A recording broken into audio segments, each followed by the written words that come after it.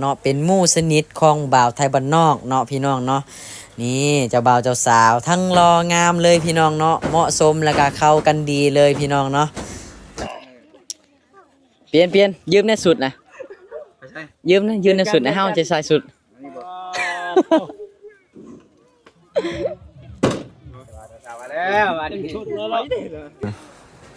นี่แหละพี่น้องครูหักไม้เนาะแนมนากันหน่อยนึงก็พากันเคินกันแล้วพี่น้องเอ้ยเนาะเบิ่งครูนี่เป็นตาแพงคักพี่น้องเนาะ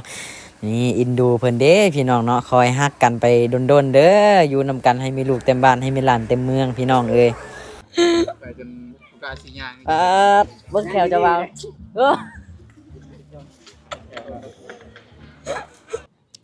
สบายดีสวัสดีพ่อแม่พี่น้องเบิดสุขูสุคนมื้อนี้ก็ยินดีต้อนรับเข้าสู่ช่องบ่าวไทยบ้านนอกชนเผ่าบรูพี่น้อง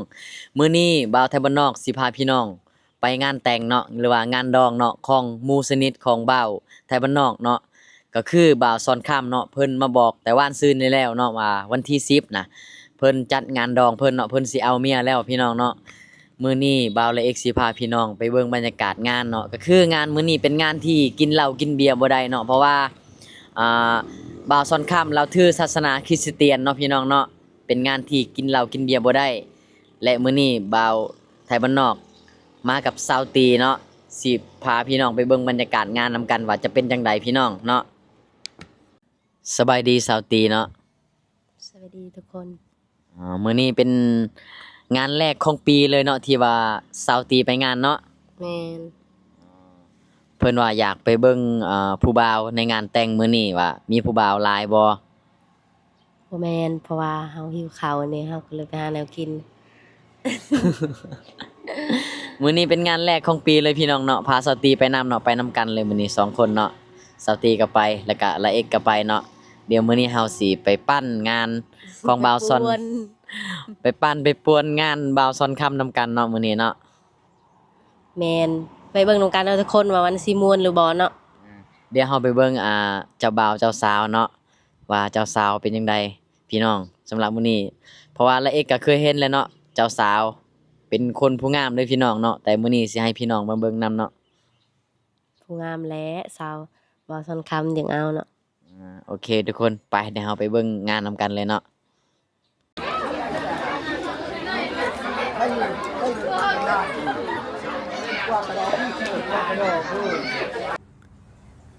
พี่น้องบัดนี้บ่าวไทยบ้านนอกก็ขออนุญาตทุกคนเนาะจะได้พากย์เสียงเนาะเพราะว่าเขาเจ้าเปิดเพลงมาก็ย่านติดลิขสิทธิ์พี่น้องอันนี้คือบรรยากาศหน้างานเด้อพี่น้องเด้อแขกมาก็หลายเนาะเป็นงานเล็กๆงานน้อยๆเนาะเป็นงานธรรมดาพี่น้องเนาะงานที่ว่า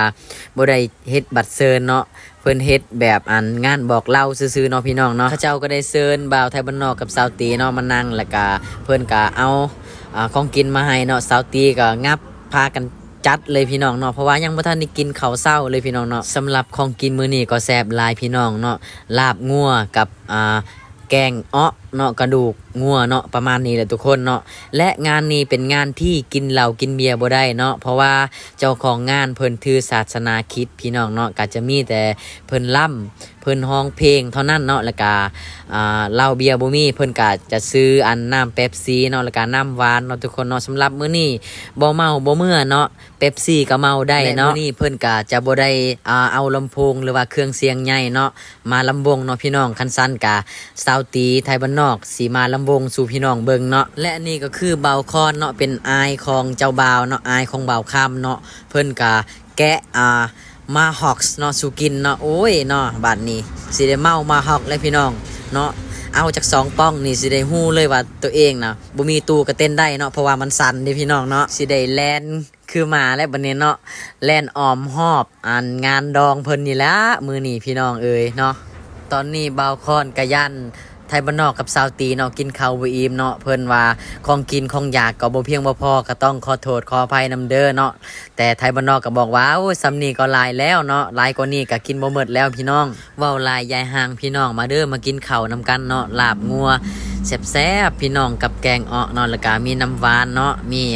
มาฮอกหรือว่ากระทิงแดงจังใดพี่น้องเนาะประมาณนี้แหละทุกคนเนาะตอนนี้ก็พากันลมเว้าเรื่องเจ้าสองเจ้าสาวเจ้าบ่าวนั่นแหละแต่ว่ายังบ่ทันได้มาเนาะเพราะว่าเครื่องเสียงก็ดังแห้งกันเลยตอนนี้เว้าบ่ได้ยินก็เลยพากเสียงให้พี่น้องฟังเนาะมาพี่น้องมากิน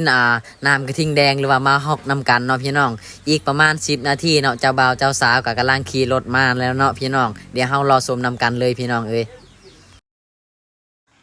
ตอนนี้ก็ประมาณ11 โมงจับเนาะพี่น้องเนาะเจ้าบ่าวเจ้าสาวก็กำลังมาแล้วเนาะอันนี้คือคนที่จะมาส่งนางเลยพี่น้องเด้อเนาะก็เต็มคันรถดีวิโลเลยพี่น้องเนาะนี่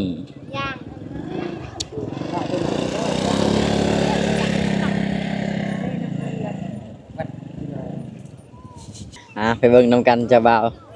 ไปให้แซงมาทางหน้า นี่ทางนี้นี่ทางนี้ ว่าอยากทายเจ้าบ่าวกันบัดนี้เนาะมาฮอดเฮือนของเจ้าบ่าวเลยพี่น้องเนาะตอนนี้เพิ่นก็ไขประตูเนาะนี่เขาเจ้าก็พากันลงมาแล้วพี่น้องเอ้ยมีผู้เฒ่าผู้แก่เด็กน้อย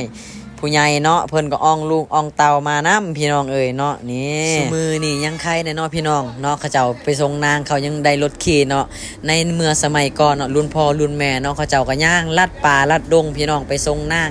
เนาะแต่ซุมือนี่มันก็เริ่มสบายขึ้นแล้วพี่น้องเอ้ยมาบัดนี้สิพาพี่น้องมาเบิ่งเนาะนี่คือเจ้าบ่าวเนาะเป็นหมู่สนิทของบ่าวไทยบ้านนอกเนาะพี่น้องเนาะ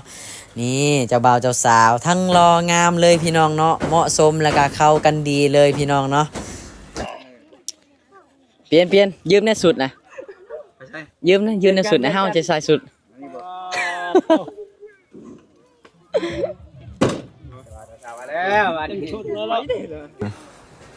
นี่แหละพี่น้องครูหักไม้เนาะแนมนากันหน่อยนึงก็พากันเคินกันแล้วพี่น้องเอ้ยเนาะเบิ่งครูนี่เป็นตาแพงคักพี่น้องเนาะนี่อินดูเพิ่นเด้พี่น้องเนาะคอยฮักกันไปดนๆเด้ออยู่นำกันให้มีลูกเต็มบ้านให้มีหลานเต็มเมืองพี่น้องเอ้ยไปจนผู้กาสีย่าง เบิ่งแถวจะวาว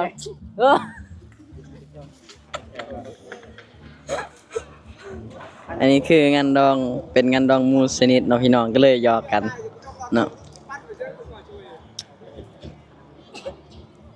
เป็นไดเดี๋ยวเป็นจังไดความรู้สึกตอนนี้ดีใจแห้งวะสุดขีดเลยเนาะสุดขีดเลย เจ้าสาวนี่คือยังให้อยู่เจ้าสาวนี่บ่พอใจหน้าเจ้าบ่าวนี่บ่วาบน้ำอ๋อเจ้าบ่าวอาบน้ำเนาะพออาบน้ำแล้วได้เมียเลยเนาะโอ้ยรายการนี่เลยพี่น้อง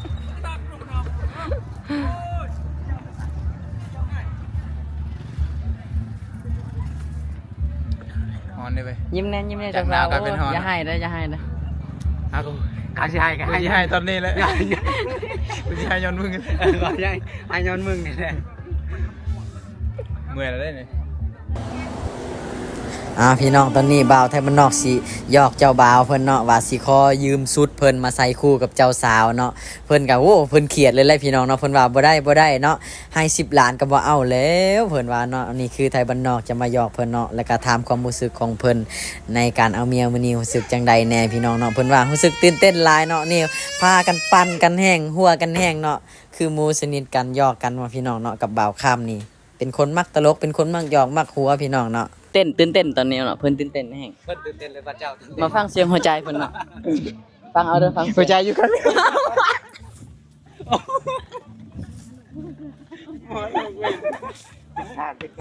ผิดข้างเจอหนูจะมุกยุ่งกันคือเจ้าสาวน่ะใส่เกิบคอสูงพุ่นเนาะแล้วก็ย่างบ่ได้เนาะบัดนี้เจ้าบ่าวแก้ให้เนาะ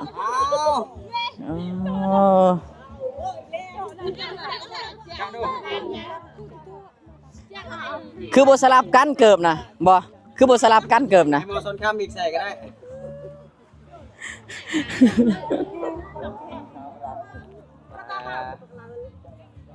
วันตั้งแต่ยังบ่ฮอดเฮือนเนาะ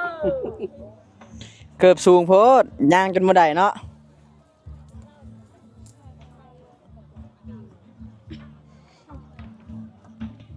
โอ้วันนี้เอาทองคำก็เฮียอีกบัดนี้แล้วแหละพี่น้องเลยสิได้ขึ้นเฮือนขึ้นศาลบ่บาดนี้ สียบดีๆได้เสียบหัวเจ้าสาวแล้วเลยได้อมันนี่เลย ไปสิเอาเมียชมมา คอยย่างในสโลในเด้อสโลในสโลในย่างนะกันตลอดนี่ครับ นั่นแหละพี่น้องคักแล้ววันนี้โอ้เจ้าบ่าวเจ้าสาวเนาะ บางนักข้าวเยอะครับเว้ยไปได้ เบิ่งข้าวเนี่ย รวมเต็มเนาะเนี่ย มาบัดนี้เจ้าบ่าวเจ้าสาวกำลังย่างขึ้นเฮือนขึ้นซ่านเนาะพี่น้องเนาะเพราะว่าสิเข้าเฮือนฮอนในยามมื้อเว้นเฮ้ยบ่แม่นพี่น้องเนาะเพิ่นสิขึ้นไปเฮือนก่อนเนาะขึ้นเอาไปไหว้เครื่องไหว้ของแล้วก็เพิ่นก็จะลงมาเรียนนำญาติพี่น้องที่มาร่วมงานเนาะพี่น้องเนาะอันนี้ก็จะเป็นแม่เฒ่าเนาะเพิ่นจะพายกระย่างกระเลียนี่เนาะเอาบัดนี้เจ้าบ่าวเจ้าสาวก่อนสิขึ้นเฮือนเนาะก็ปลดเกิบให้เจ้าสาวก่อนพี่น้องเนาะซึ่งบ่าวค่ำเนาะเพิ่นถือศาสนาคริสเตียนเนาะพี่น้องหรือว่าพระเยซูเนาะเพิ่นจะบ่มีฮีตมีคองหยังเนาะที่จะจ้ำเนาะถ้าเป็นคือจังบ่าวไทยบ้านนอกจะต้องจำฮีตจำคองจังสิขึ้นเฮือนขึ้นศาลได้เนาะแต่เพิ่นถือศาสนาคริสเตียนเนาะก็เลยบ่มีฮีตคองหยังเพิ่นก็จะพาเจ้าสาวขึ้นเฮือนแบบไวหรือว่าขึ้นเฮือนไปเลยทันทีเนาะพี่น้องก็จะประมาณนี้เลยพี่น้องเลยเนาะติดของหลายอย่างเนาะพี่น้องแต่ว่าอันนี้ทัศนคติแม่นบ่ได้เห็นหยังเนาะมีแต่ว่าขึ้นเลยบ่ได้ผิดหยังเลยเนาะ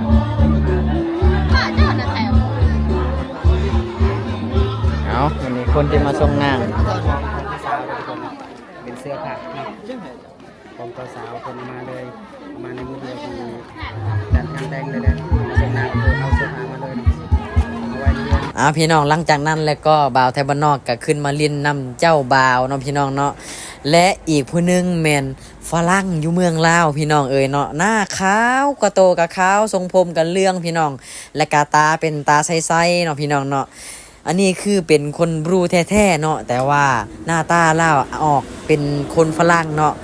และคนไทยเนาะคนลาวเขาจะเอิ้นว่าคนเผือกเนาะก็สิประมาณนี้เลยพี่น้องเนาะตอนนี้เพิ่นก็เจ้ากำลังล่มกันเนาะเพิ่นล่มเป็นภาษาอังกฤษเด้อพี่น้องซึ่งอายผู้นี้เพิ่นเป็นอาจารย์สอนภาษาอังกฤษเนาะหน้าตาคือฝรั่งยังบ่พอเนาะแถมเว้าภาษาอังกฤษเก่งพี่น้องเอ้ยถ้าเกิดว่าเห็นอยู่กลางทางเนาะเฮาก็บ่ทักเพิ่นก็บ่คิดเลยเนาะว่าจะเป็นคนบรูเนาะต้องคิดว่าเป็นคนฝรั่งแน่นอนเลยพี่น้องเนาะ Make music and throughout what kind music throughout music throughout Yeah, what kind of the music you prefer to do? rap rock Wow. What about pop ballad? no I can make pop song Pop song? I cannot You cannot. Actually, I am interested in sing like pop music. you Yeah. I can I make love. I can make You can make. yeah What about if I have a name of the song and I have the lyrics, you know lyrics, and then you are going to make the style of music for me. what do you want Huh? what style you want It's pop. what you want style Pop ballad. Pop ballad. pop yeah Or indie pop. That's okay.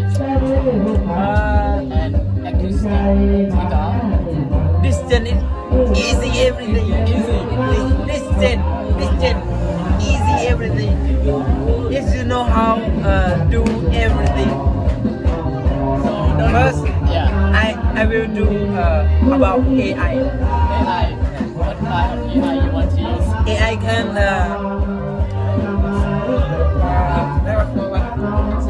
AI can make song for you make music for you make beat for you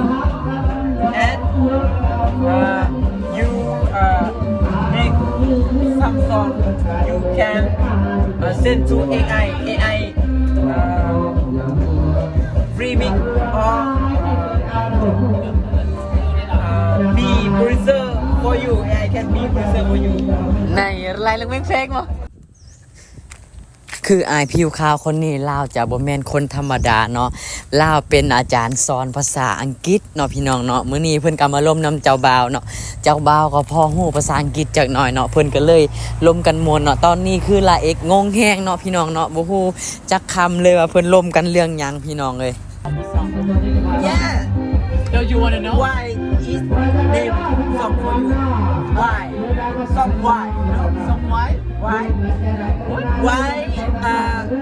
do everything like friend, girlfriend and boyfriend, but you can be girlfriend? Why? Yeah. No, the name of the song is quite similar, but not the same. It's about I want to know how the feeling she had. I don't because why? Yeah, I don't want to talk about that. But about that, I want to know if I have that name of the song. So what I'm gonna ask you. Yeah, but what style of the music you gonna make? For me or for you? Yeah, for me. It's about sad wife, wife, or romantic. You yeah.